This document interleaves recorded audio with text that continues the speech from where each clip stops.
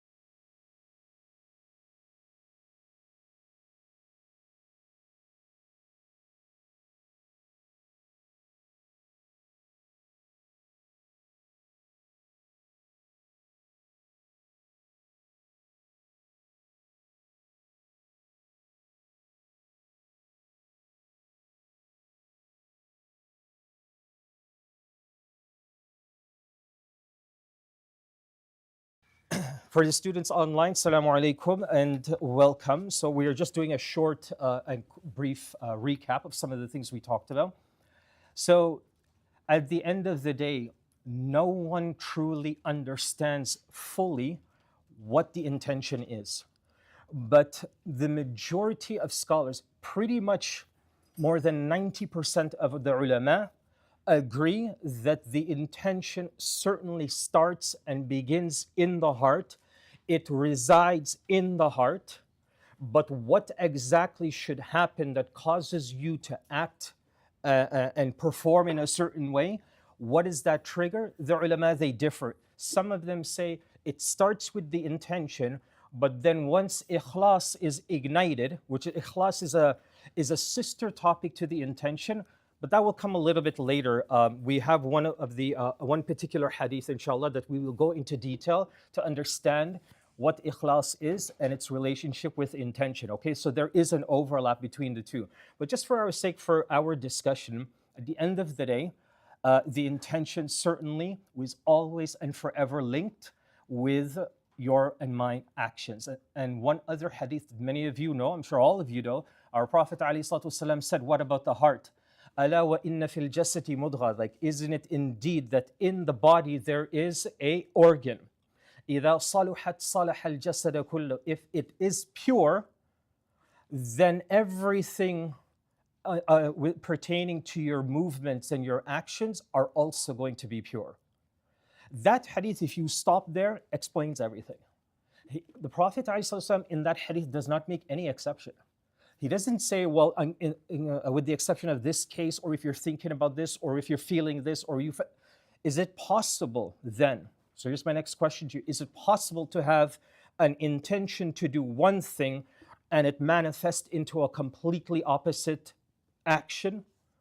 So you have an intention to do a good thing, but your actions are all the opposite. Is that possible? So how is that action then linked to this good intention if the action in itself was wrong?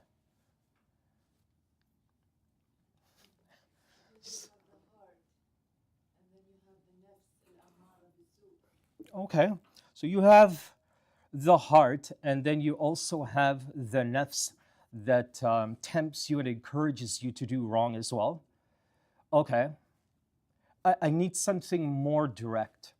How is it possible we just said that the intention is always linked to the action, but it's also possible that the intention can go one way and the action comes out the other way? So that means that first and foremost, there is no link now between the two. Now you have two opposites. what we also learn about the intention is that it is possible. It is very possible and very common for someone to have a good intention and follow through by doing all of the wrong things. So, for example, and by the way, there are millions of examples. Every one of you here can give a dozen. Tell me a random example. It doesn't have to be an Islamic one, where somebody has a good intention, but they went on a path that was wrong and haram to fulfill that intention.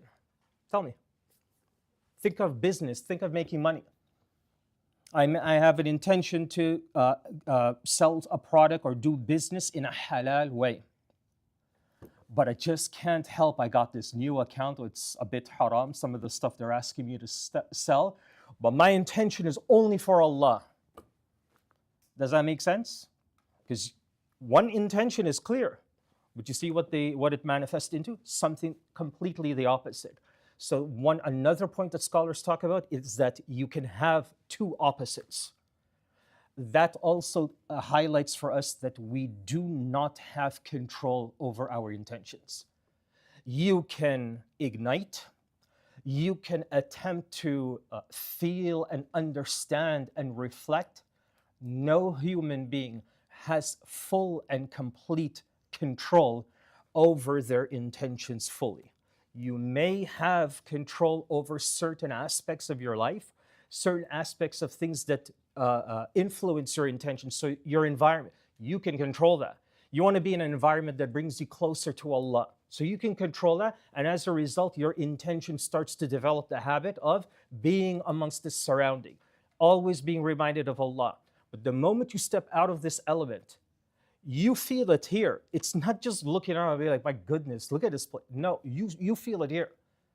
So it is possible that, and very, very common, and it is also a general rule of thumb, nobody can fully control their intention and keep it on the right path. Another point, so those of you that are right now, these are just random scenarios that I have written down here that scholars have talked about. We don't need to go through them in detail, but we'll finish up this hadith and start the next one. Is that with respect to the intention, scholars have always till this day said and have written books of the struggle to maintain a sincere intention. We have scholars like Al-Imam al-Zuhri, who was a scholar of hadith that reached the level of Bukhari and beyond. He was an incredibly well-known scholar, and he makes a statement, I struggled to keep my intention on the right path for 25 years, and I still haven't figured it out. And there are statements like this of scholars all through in the past and even in the present. So there is an aspect of this that is above and beyond our control. Let me ask you one last question. Are you accountable for that? That your intention, you start to pray Maghrib and you're trying your best to focus. But then you're like, oh my God, I'm so tired. What a long day. All of this is going on and it's replaying your entire day. Your intention was to just pray the Maghrib, and somewhere during that Maghrib, you just got lost. And it just became following the Imam. What is the ruling then? What happens there?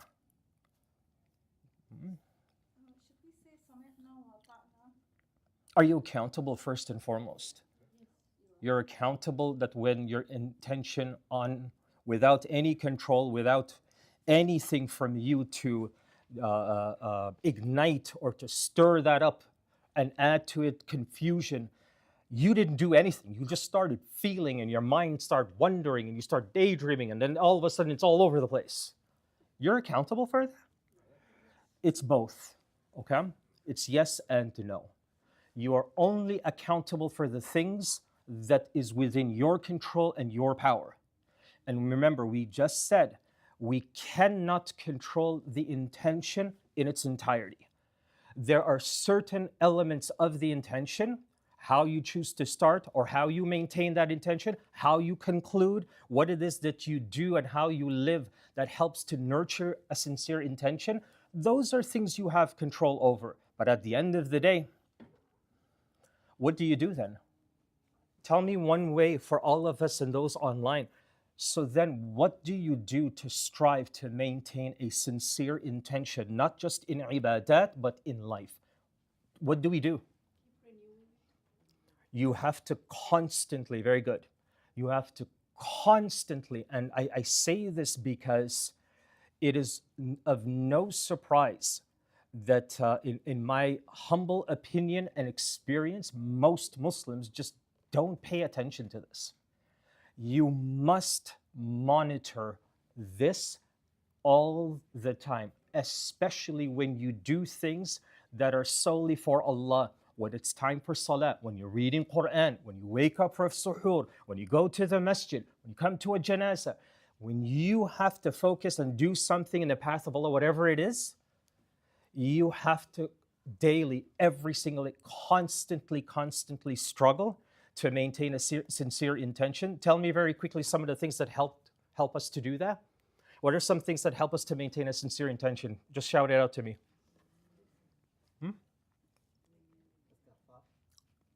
So constant istighfar, and we'll generalize it, constant dhikr. Okay? Constant dhikr. And the best of it is istighfar. Okay? Tell me something else that helps to maintain a clear intention. Here's an important one, lifestyle. Your life and how you live determines what you feel and what you decide is serious and important and what isn't. We experience it every day. One person treats a certain thing incredibly serious, important, and the person beside them could care less. Is that true? Salah, for example, you look forward to it. You take this is like everything. This is your life to pray. And so you pray. But are there Muslims who make the choice not to pray? Just don't even care about it. Are there Muslims who do that? Yeah. So just keep that in mind, that at the end of the day, it is a fundamental duty on all Muslims to be constantly monitoring their intentions. Let's continue the hadith. The Prophet ﷺ, in the last sentence of this hadith, will now just paint for you a picture of what this intention should look like. The intention for Allah as opposed to the intention for something else, whether it be something in the dunya or some sort of return, whatever the case is. So you have the rest of them. So the Prophet ﷺ then says, فَمَنْ كَانَ هِجْرَتُهُ إِلَى اللَّهِ وَرَسُولِهِ, right? So whoever migrates, and their migration is for Allah and the Prophet ﷺ. Do you see that in your books? Right? Okay. What is the Prophet ﷺ really telling us in this example of the one who migrates for Allah and the Prophet? فَهِجْرَتُهُ إِلَى اللَّهِ وَرَسُولِهِ. Then that migration is indeed for Allah and His Prophet. What is the Prophet ﷺ telling us in this sentence? He's giving us a practical example. Now, the subject in this example is hijrah. Everybody has heard this word before, correct? Hijrah has layers that are attached to it. You have the hijrah of the heart. So there's a spiritual type of hijrah. You have the actual physical hijrah where you literally and physically move from one spot to another. That's also a hijrah. You have a hijrah where you literally move from one spot to another, but there's only one purpose. It's only for Allah. That could be a separate hijrah. Hijrah has several layers to it. The one that's being highlighted in this hadith is a physical hijrah. So physically, the one who makes the decision to pack up and uproot themselves to another city or another country or another place, and the only reason they do that is to seek the pleasure of Allah and the Prophet ﷺ, then that hijrah will be counted for exactly what their intention was. In other words, they both are perfect. The intention is sincere for Allah, and the hijrah is sincere for Allah, so this works. Everybody understand? Let's just talk very quickly about the whole subject of hijrah, because it's usually, I wouldn't say a misunderstood topic, but it's usually a topic where many Muslims get carried away with. Okay, and the hijrah that I'm pointing to is the hijrah from one country to another and living in the balad or country of the kuffar, and living in the lands of the kuffar and having citizenship of the kuffar, and the list goes on. What do you guys think about that? What is the ruling for a Muslim to live in a kuffar society? Mhm. So, one very, very solid, popular opinion that, for the most part, is the most acceptable opinion is exactly what our sister mentioned, is that as long as you are not facing any restrictions to practice your deen, then wherever it is that you go, you're perfectly okay to live there. Okay, because you have no restrictions to be Muslim. Another opinion states no, it's not that easy. Because not only should you be able to practice your religion, however, you should also be able to share your religion and give da'wah wherever it is that you go. There are places in the world where if you mind your business, you're safe. But the moment you start preaching and teaching, then you'll get into problems. So other scholars, a second opinion is that these two conditions have to be there. There is another opinion as well with respect to the hijrah. Anybody have any thoughts what that could be? The another opinion is that it is completely haram, period. No Muslim should have the intention to migrate to any land where it is governed by a kuffar system, period. And this is actually a very, very common opinion. It is the strictest of all of the opinions on the subject of making hijrah.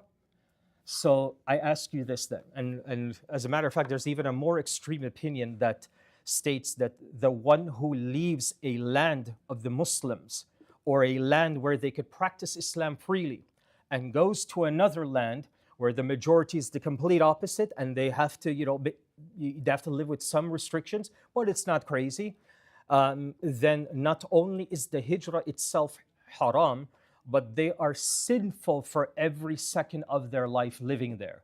And none of their salawat and ibadat are accepted. Yeah, you can read this. You can read this stuff.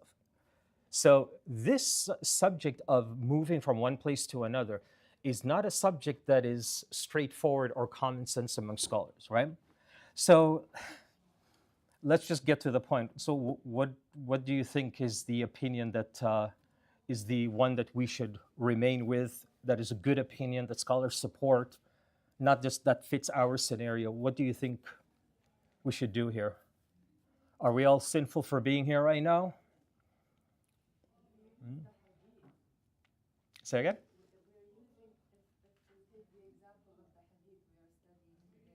Okay.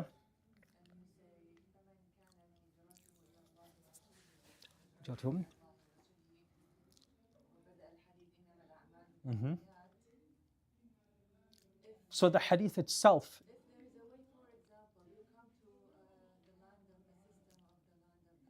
Yeah.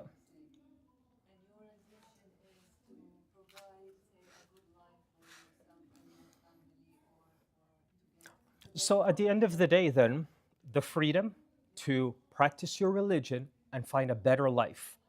Once all of these things are in place, then khalas, keep your intention sincere and leave it at that. Okay. Yeah, go ahead. Go ahead, go ahead.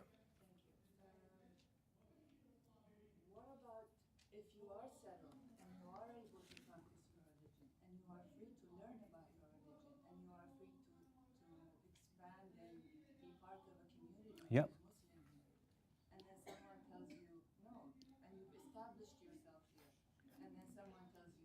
Yeah.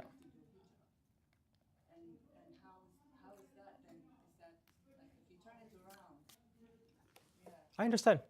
So at the end of the day, let's all be clear about the decision. I'm not going to just tell you what the correct opinion is and leave you with that. This opinion that I share with you has to be an opinion that validates our presence here in this land, okay? So we're not just going to pick what fits and then walk away. No, it has to make sense. And the answer to this question is all of the opinions we just mentioned, okay? All of them. They all have they are all relevant to a particular time and place. There are some countries where a stricter opinion may apply to them. There are others where all of them may apply to them, whatever the case is. It is as simple as choosing an opinion that scholars have studied that carry valid evidences. And once you have that, you are completely 100% okay. And just for the sake of argument, are we able to practice our religion freely? Yeah. I mean, it does come with its own struggles, but in terms of literally restricting you to be Muslim, Alhamdulillah, we don't have that problem. But we certainly have challenges to maintain that, correct? Okay. So let's just keep that as is, right? Because I don't want to spend too much time. A lot of the commentary on this subject really boils down to being in the Muslim land and supporting the Muslim land, et cetera, et cetera. If Medina, the blessed city of Medina, you were offered free citizenship to move there tomorrow, would you do that? Why not? So, thank you. Okay, I have a depends back there. Okay, tell me. So,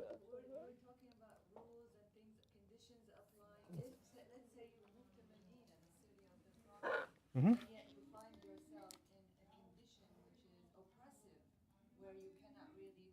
Yeah.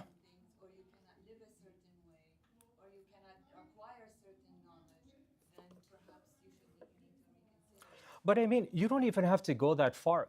Is it okay to want more than just the Islamic environment? Like, I like to have a beautiful home. I like to have beautiful flowers and trees in my backyard or whatever.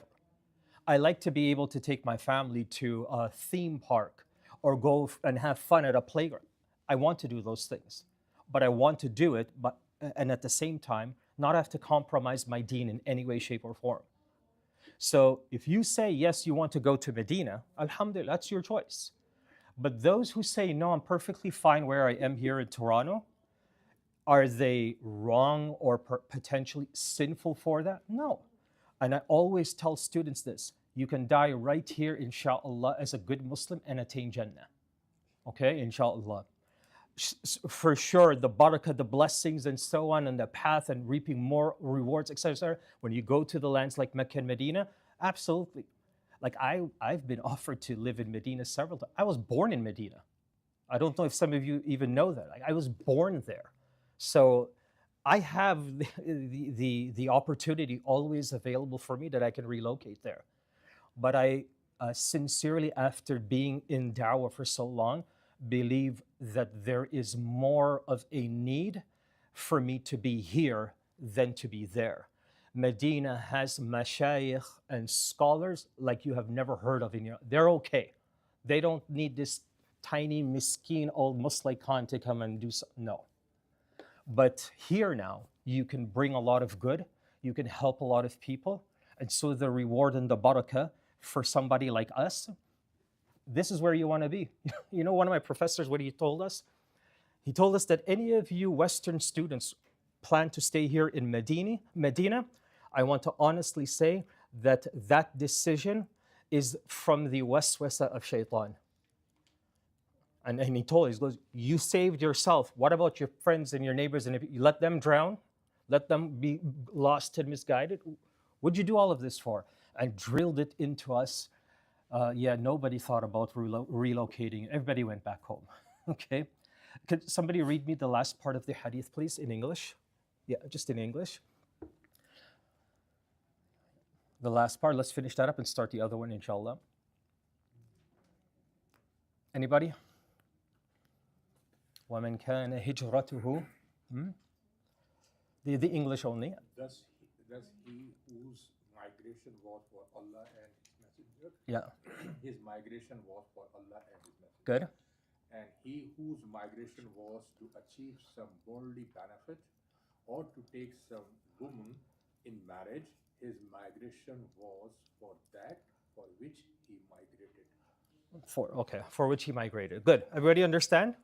So, in other words, he decided that he was going to migrate from one place to another because there was better opportunity, business, job, etc. That's what it means for dunya, or better housing, better infrastructure, etc., etc., etc. Everything dunya wise. Very quickly, is that allowed? Is that permissible? Is that haram? What do you guys think? Is it okay? Can I move to another country just because I want to live more comfortably? I like luxury. Can I do that? No. Okay, so let's add that to it. Is your deen compromised in any way that you love to live a luxurious life? Hmm? I want a big, beautiful home. I want all of the trimmings in my home painted in 24 karat gold paint. I'm allergic to Toyota or Honda. I just want a Ferrari, let's see, and I want to live this way. And I don't want it because I want to just show off and flex on Instagram and this. That's not what I want. I want it because I like it. But I'm a practicing Muslim.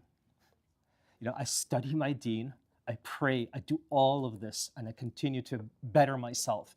But the part of me that lives in this world enjoys these comforts. Is that okay?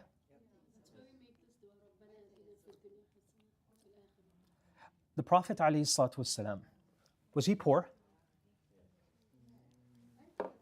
Was the Prophet ﷺ poor, particularly in the Medini phase? Was he struggling?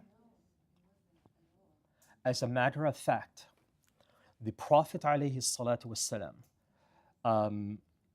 the the accomplishment of being now the leader and the governor of the entire city of Medina, had access to unlimited wealth. And back then, if you were able to gather 20 of your most pristine and prime camels that come from a particular breed, till this day, this is present.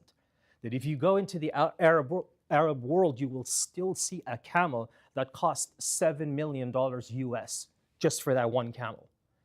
The Prophet ﷺ had access to all this wealth. As a matter of fact, there are narrations of him gifting some of the companions X amount of camels, 5 or 6 camels, ordered that a ton of food and desserts like dates and barley and wheat and all of these things be given to members of his society. And he, sallallahu alaihi wasallam, had what you and I would refer to as a savings account.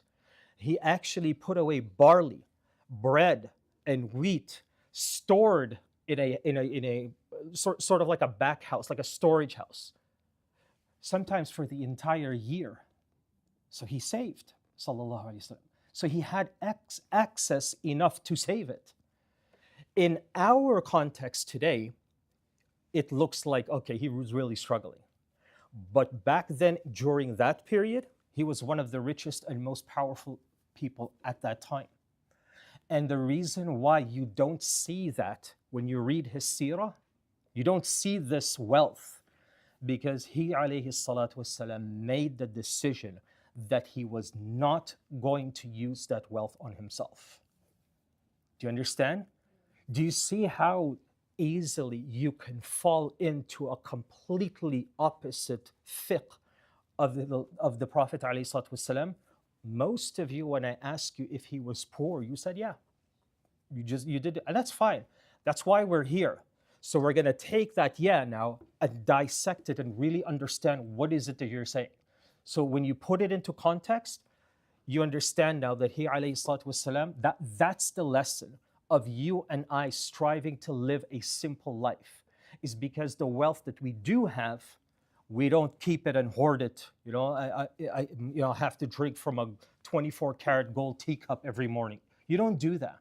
You take that excess wealth and you do other things with it for the sake of Allah. Okay, so the ending of that hadith highlights that if somebody goes to another place for business, or they go to get married, which is very common these days. Somebody going, "Yeah, I'm going to go to England, and find me a husband, find me a wife.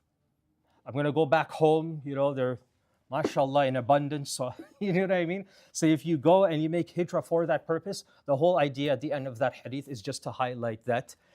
One example, for Allah and His Prophet, that's what you're going to get. But the other example is all dunyawi, or for yourself, for your own benefit, and that's what the hijrah will be restricted to, the intention, okay?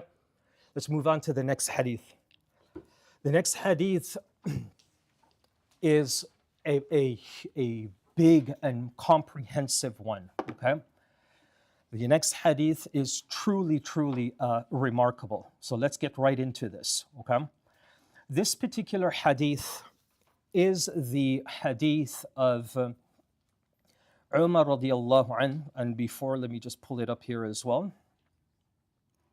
Okay. So this was narrated from Umar radiallahu anhu.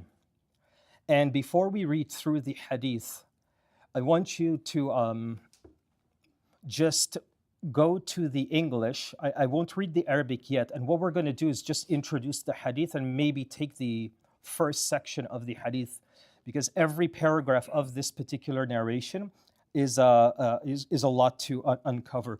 So if you go to the English, where it says on the authority of Umar radiallahu anhu, very beginning, my wording may be slightly different from yours, so don't worry about that. If you hear a word different here, don't worry about that. We're both reading the same hadith. My translation might vary. While we were one day sitting with the Prophet ﷺ, there appeared before us a man. Pause. The context of this hadith is said that this narration was mentioned when the Prophet ﷺ was nearing the end of his life. So write that down. Context or background, this was nearing the end of life for the Prophet ﷺ. We don't know an exact timeline. So it could be a few months before he passed, it could be a couple of years before he passed, but the point is, it was closer to the end of his life. And why was this hadith even narrated? Why is it being mentioned? So at least you have some background. Now here is the context. What was happening that this hadith needed to be mentioned? There was a sect that was gaining strength and growing in numbers, called the Qadariya sect, or the Qadariyya, which originally came from Iraq at that time. So it originated from Iraq. So this particular sect started to grow and started to gain momentum, and more people started to follow. What was the purpose of this? What was their theology? Their theology was that they denied qadr of Allah subhanahu wa ta'ala. They denied the concept of qadr itself. So what happened is that Umar, along with his son Abdullah ibn Umar, who is also one of the narrators of this hadith, they started to teach the other companions this hadith in order that it will eventually reach to those who are questioning the validity of the qadr of Allah, and so therefore they would be educated, right? We have similar scenarios till this day. Some of you, I'm sure you know this verse. Have you heard a verse like this where usually at the end of the khutbah, the Imam would recite a verse from Surah An-Nahl, إِنَّ اللَّهَ يَأْمُرُ بِالْعَدْلِ وَالْإِحْسَانِ وَإِيتَاءِ ذِي الْقُرْبَى وَيَنْهَى عَنِ الْفَحْشَاءِ وَالْمُنكَرِ وَالْبَغْيِ يَعِظُكُمْ لَعَلَّكُمْ تَذَكَّرُونَ. This ayah is one of the most recited ayah in the world today, especially with imams and leaders across the world. Both of the harams, till this day, when the imam and the khatib is about to conclude, he will recite the same ayah. That's not our subject, but the point is, where did that tradition come from? Does anybody know? Where did it come from to recite that verse of Surah An-Nahl at the end of every khutbah? It came during the leadership of Umar ibn Abdul Aziz, okay, from the Umayyad dynasty. He was the one that started this because during his Khalifa period or his leadership, there was the same problem. There was a sect or a group of disbelievers that started to propagate awful things about Islam and about Muslims. And on the one hand, you try to ignore, but when you see that the bubble continues to grow bigger and bigger, now you have to do something about it. So this is what was happening.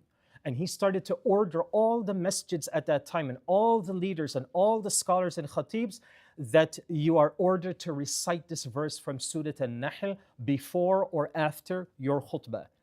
Because that was the time where most of the people in the village and the cities, they would be present. So they tried to do that.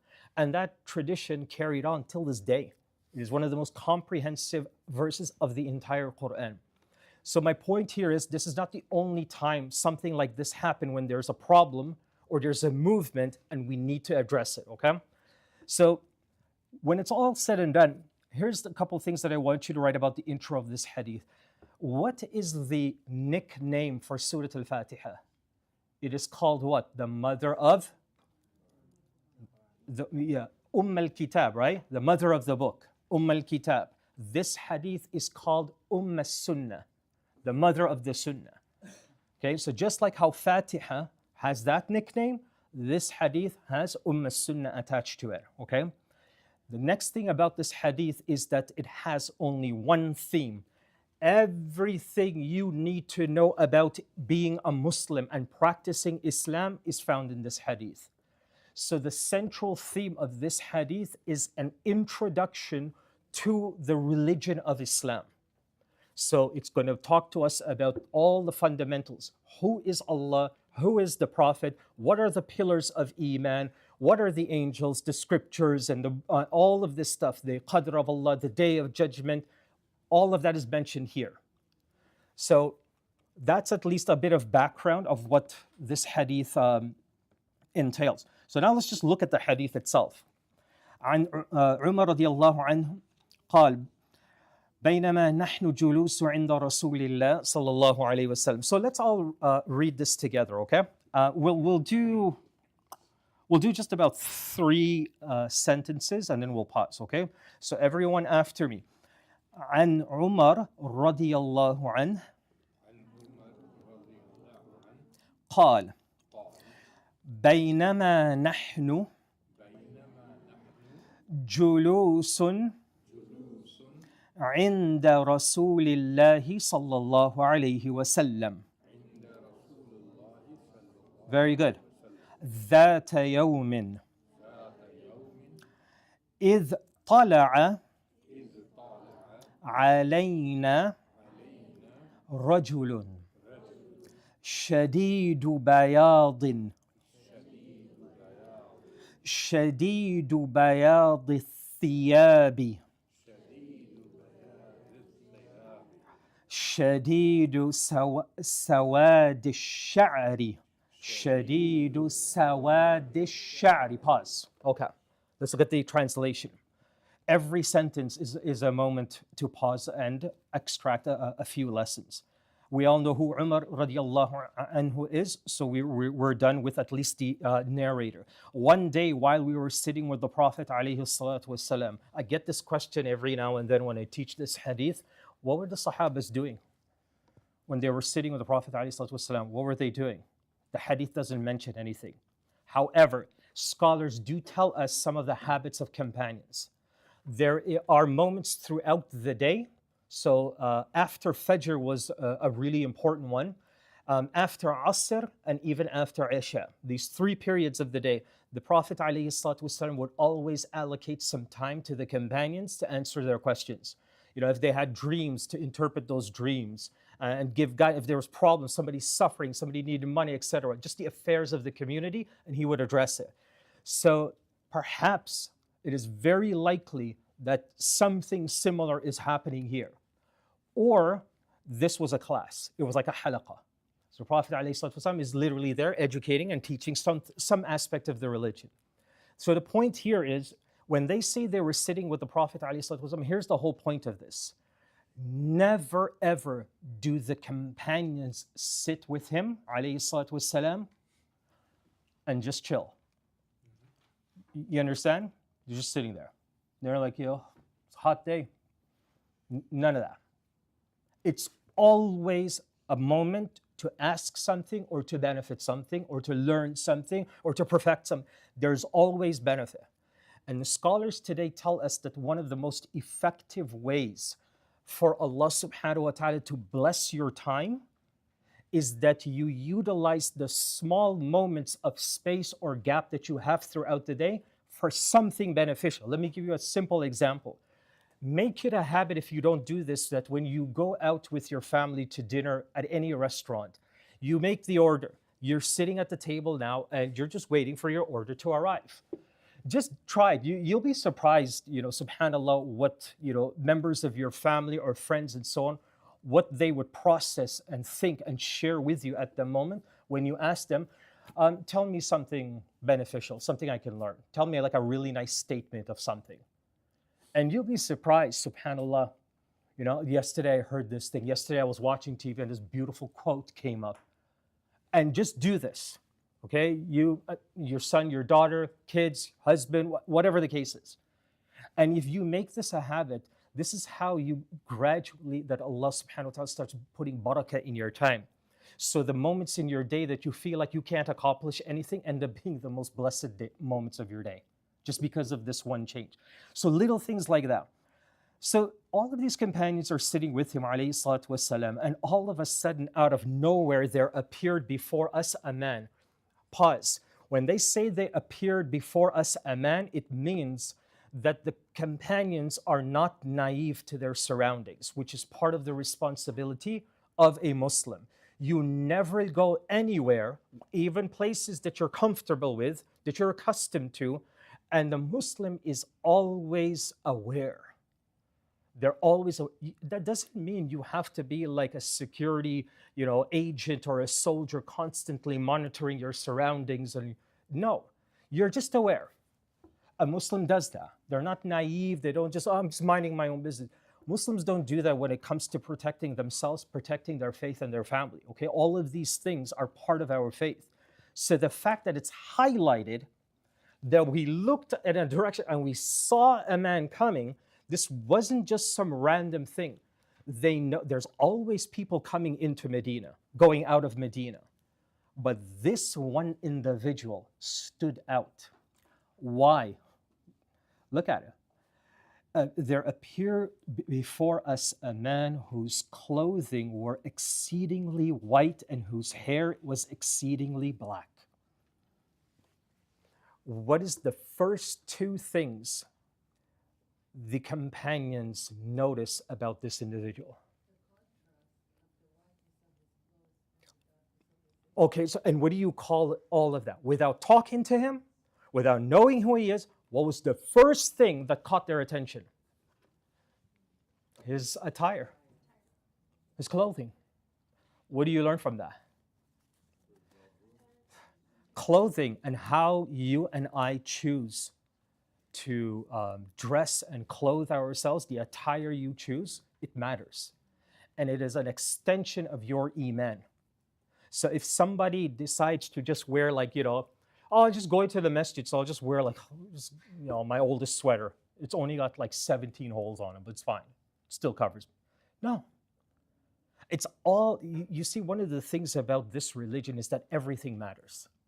So combing your hair, grooming yourself, good hygiene, using just the basic, things that we do, like you iron, you wash your clothes regularly, and you genuinely try to dress and conduct yourself like a mature Muslim that represents their deen. So that none of this is saying, okay, you got to just wear like a thobe everywhere you go. You got to wear a shirt and tie even when you're going to the gym. None of that. What we're saying, though, here is the fact that that is the first thing that's being highlighted in the most important hadith in the Sunnah. The first sentence is he was wearing white and he had really, really awesome hair. That's not just something to zoom over.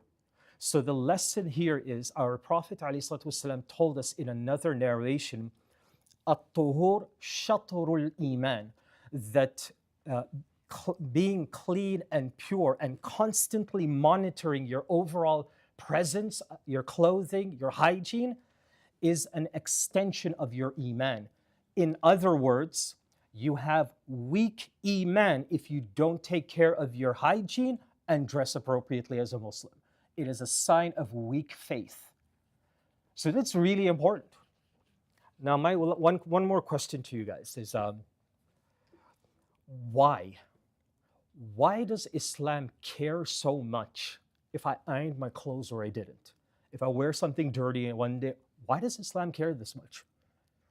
And believe it or not, like especially students that are new to this, they immediately get the impression of how picky, this is the words that they would describe, like how picky Islam is. It's always picking on all these little things. I just want to dress what I'm comfortable in. I'm comfortable in wearing my pajamas at the wedding. Like, just random thing. This is the way I like to dress. What do you say to that? Why does Islam care about your appearance?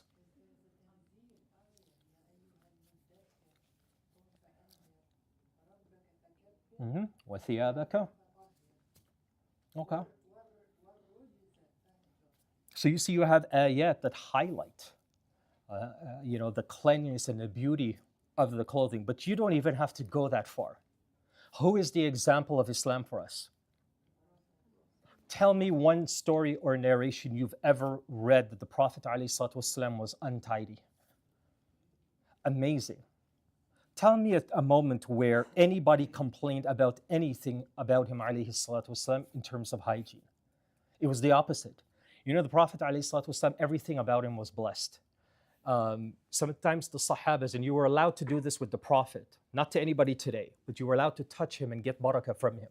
So if he would sweat, you were allowed to touch it and rub it all over you, and it became medicine. It would cure you. Even the saliva of the Prophet ﷺ, there are narrations that sometimes if he would just spit on the floor, a companion would come and pick that up because it had a fragrance sweeter than musk, and it was used as medicine. His wife Salama radiallahu anha narrates a beautiful moment where she said, one day the Prophet ﷺ came over to my house. It was after Dhuhr. After Dhuhr in the desert is the hottest time of the day. So you don't want to be outdoors, you need to get indoors, okay? So he comes into her house, alayhi salatu wasalam. She spreads a piece of leather on the floor, and Prophet alayhi salatu wasalam takes a rest. When he wakes up, she notices, because leather is impermeable, so she notices that there's a pool of his sweat and his perspiration sitting there on the leather. What do you think she did with it? She went and got a bottle that she had some perfume of her own in. She emptied it all, threw it away. And she gathered that sweat and poured it into her perfume bottle and used it for the rest of her life. So when it boils down to it, the example we get from him, alayhi salatu wasalam, companions described when we looked at his face just looked more beautiful than a full moon.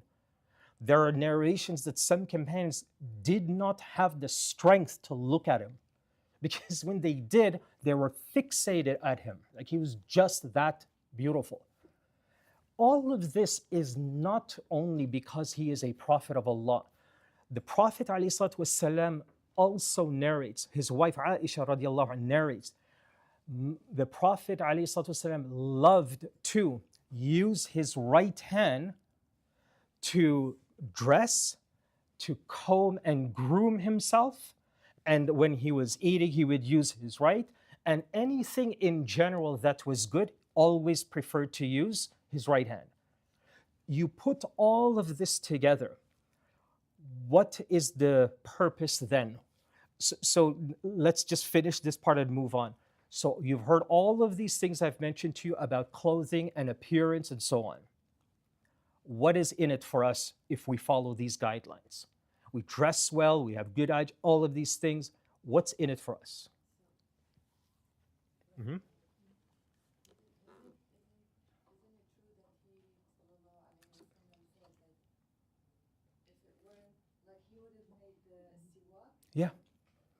If it wasn't a hardship on the ummah, I would have ordered every believer that before salah and before their wudu, two narrations, to use the siwak. Students, if you don't have one of these, fear Allah and get one. This here is a miracle from Allah subhanahu wa ta'ala. This.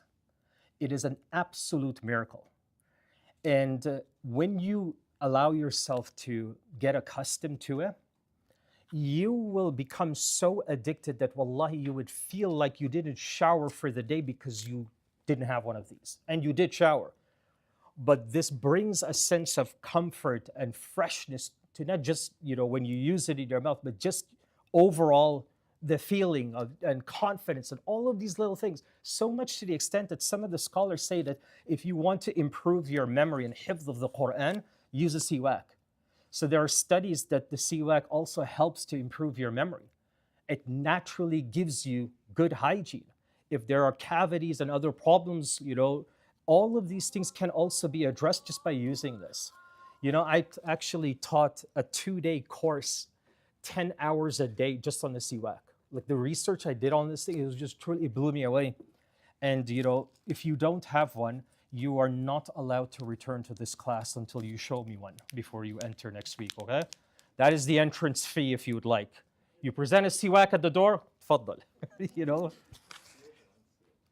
You should. So in conclusion, what is in it for us that we care so much about our appearance? Well, it's very simple, students. You know how they say actions speak louder than? That's your da'wah to the planet, and you don't even say a single letter. That's it.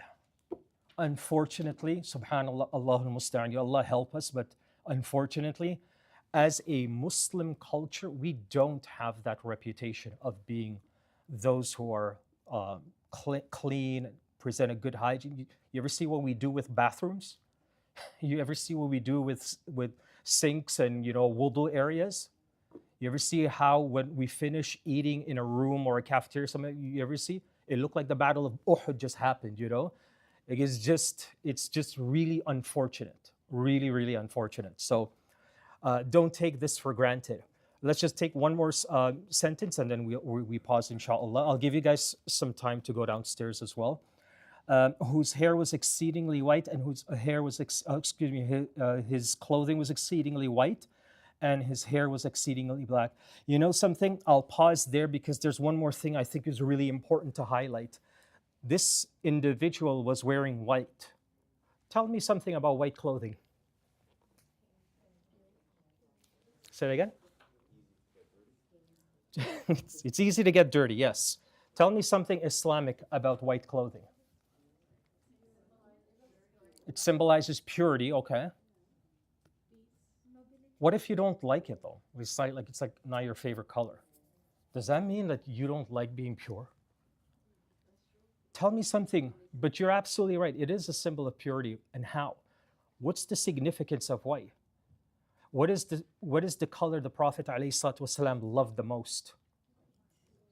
On Jum'ah day, on Eid day, on any special occasion, when he went to a wedding, when he went to a celebration, white, white, white. It is the sunnah and an authentic sunnah to wear white. Does it have to be a white thobe or just white clothing?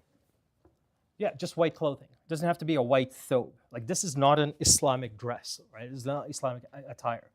So, but it happened to become part of the culture. But the point is that white was his favorite color to wear. He mostly wore white even throughout the day. And as you rightfully said, it is a symbol of purity. It is a symbol of faith as well. Not only Islam has this, okay? All major religions also have this as part of their religion. So the color also matters. What other colors did the Prophet ﷺ wear? What other colors did he have? Green, keep going. Black, red. There's even some narrations that he wore green turban. Yeah, there were times that he wore that. Red. I thought that we weren't allowed to wear red.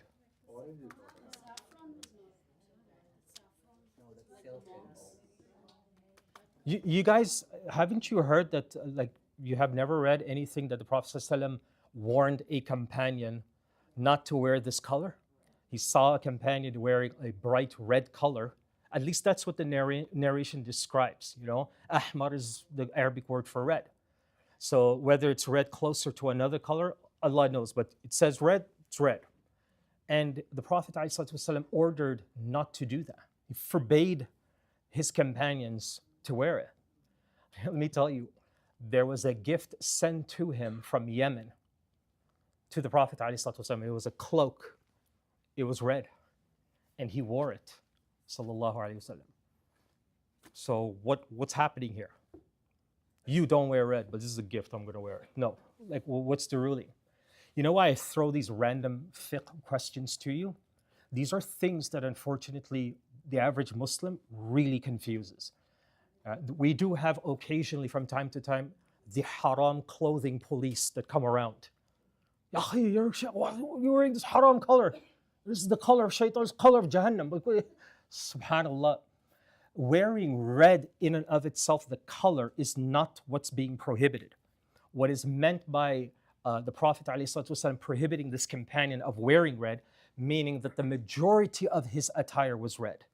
But if you have red shoes, red laces, a red shirt, a red jacket, a red hat, but everything else is a different color, that is not what the hadith is in reference to. You see the difference? So the color matters as well. Whose hair was exceedingly black? Yes, the Prophet ﷺ also occasionally, especially in battle and in war, he wore black. His hair was exceedingly black. The only thing I will say to you about this is that because back then living in a desert, your hair is naturally and constantly untidy. Okay, it's filled with sand, wind is blowing constantly. It's really hard to maintain. This man came with perfect hair. I wanted to ask you guys about this color black and ask you guys, is it permissible for a Muslim, especially a Muslim man, to dye his hair black? Yes, tell me why. For the purpose of looking strong. It's not a general scenario, but for some people, in some cases, they want to look strong, not like old and weak. Say, just for a soldier, he wants to look strong. He wants to make sure that he's giving the impression that he's strong. In that case, What? Okay. So the brother said it presents a more youthful look, that you're stronger, younger, etc. Right? What if you just hate white hair and you just wanna dye dye it brown? Okay. Prophet ﷺ dyed it red. Sometimes it was an orange color. But go back to my question. What if I just want to dye my hair black just because, oh my God, I got a whole forest of white hair growing and I just need to color it? Am I allowed to do that? It is disliked to do this because the Prophet ﷺ himself never dyed any part of him black. But there are other shades of color, a dark brown, an orange. Some of the companions described even that it looked reddish in their eyes. So one companion would look and another would both look at the same color and give a different description. So somewhere in between. But when it comes to black, this was a specific prohibition of a particular group at that time, that part of their symbol of their faith and what they worshipped was that you maintain every part of you, every facial hair, mustache, everything black, and it has to be pitch black. So the Prophet ﷺ is not prohibiting it in general, but the scholars still considered what he advised one of the companions about this particular group. Don't just throw that out the window. I consider that perhaps maybe he didn't like it, alayhi salatu wasalam. So it's disliked for you to do that, but however, it is sunnah that if you have grays, to dye it. This is part of the sunnah as well. If you have grays, that you dye it, that you color it. And believe me, if this sunnah didn't exist, a lot of you would not recognize me right now, okay? You would think, is this his dad here today? Like, who is this person?